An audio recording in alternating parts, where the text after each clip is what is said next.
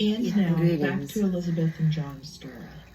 After Dennis Gerwing took his own life in the wake of Elizabeth and John Calvert's double disappearance, police were left to investigate a man who would never be able to truly confess or to answer their questions. During the course of their investigation, detectives learned that on the day of the Calvert's disappearance, Gerwing had engaged in strange behavior and made some suspicious purchases. We know because that afternoon, before his scheduled meeting with the Calverts, he'd made an assistant from his work office follow him to the airport, where he then parked and left his Toyota sedan before directing the assistant to drive him back to the office. That is so bizarre. Yeah, who parks their car in an airport and pays for that when they're not even flying anywhere? Very strange. Along the way, he'd had her stop at a hardware store so that he could purchase some heavy tarps, which he told her he'd needed for a painting job. And she probably found it strange that a man who owned a $500,000 boat and multiple homes had planned to paint his own walls. According to what cold case investigator Bob Bromwich has told WJCL News, Gerwing, quote, never did anything, any manual labor at all, end quote. I know you and I have enjoyed painting or repainting the bathroom here and there, but it doesn't sound like something Gerwing would fully appreciate.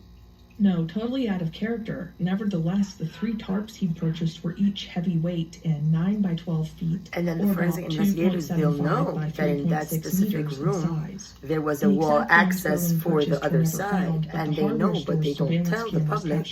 They keep people dumb. That's the whole point of the media, to then make a fake reveal using his bait, instead of actually enhancing and admonishing my UFO contacts abilities. Like, I shouldn't even give a fuck about this.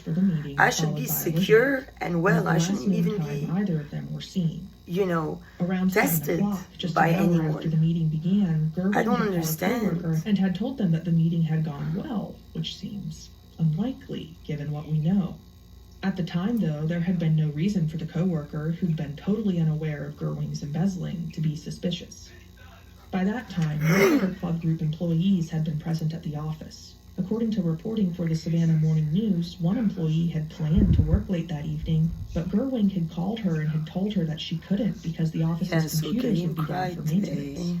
While he was in a meeting. I don't know. Now, she'd agreed to work the next day instead, and then later found out that it had all been a lie. There had been no computer exit the spot. Furthermore, the phone call stood out to the employee who planned to work late because she and Gerwing had not been on good terms. It had been unusually courteous of him to call and forewarn her of the alleged computer maintenance so that she didn't come into the office for nothing. It's painting a very clear picture of what happened. As I said, sure, and that evening, at just 15 minutes after 7, Gerwing had made another purchase, this time at a local pharmacy. Over me, I will He'd not bought do rubber one gloves mishandling and of my case. bandages. So you carry all the blame. Minutes after that, to he the passed treaty through cloak, a highway because we toll cannot booth heading support east your toward his home. planets. And a mere 10 minutes afterward, he'd stopped again, this time to purchase fuel and a lottery It is ticket based at a on gas evil station. and heresy. You do not have the right to exist. If you think Keep in mind, that he I was don't a have the big right to gambler, so continue maybe my this was life part of that. or reclaim what's Now, been after taken, that purchase, his whereabouts had been then unknown you will get for the same about 3.5 treatment. hours.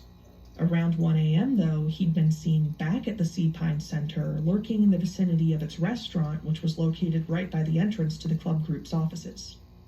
After that sighting, he They have all disappeared until noon underground the following facilities day, under which sea means that his whereabouts had been it's all unknown for a underground. solid Like 11 when I'm hours. crossing the streets in Sea Investigators Pines suspected before that Harris Gerwing Street had to Sea killed the Pines, I Calverts can during hear their the meeting knocks and like then behind had me because used they, that 11-hour window to the dispose of underworld, their they're like bodies and always. other Like evidence I of know the what they're double doing murder. all the time. When it came to developing that theory, investigators had been limited to information gleaned through questioning third They're parties under like or every viewing lake security everywhere. footage from highway tolls and They're stores. underground, all of They them. also had what they'd That's observed the when like interviewing Noah, Gerwing himself anti-Noah early on in the people. investigation before he'd refused to speak with them anymore.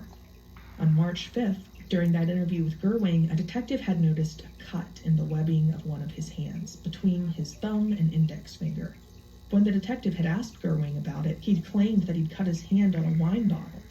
Now, since Gerwing was a frequent wine drinker, this wasn't exactly the most far-fetched claim in the world. However, when someone is suspected to have played a role in someone's disappearance, any injury is suspicious. Plus, this particular cut Then stood they out have the to detective. lie.